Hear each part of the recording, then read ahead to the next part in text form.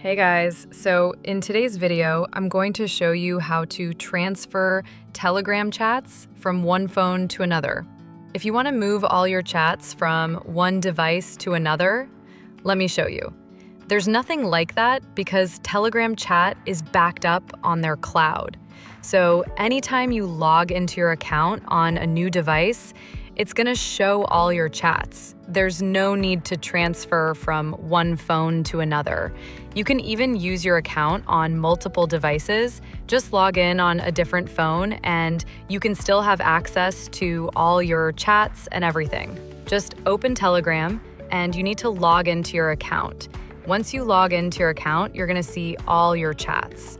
Let me log into this account. Let me log into one of my accounts right here for you to see that this works. Enter the number, and once you enter the number, we will send the code to the Telegram app. So just enter the code that you received on your main device.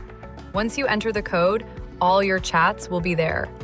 As you can see, I've logged in and it is showing all my chats. You don't have to transfer from one phone to another. Thanks for watching.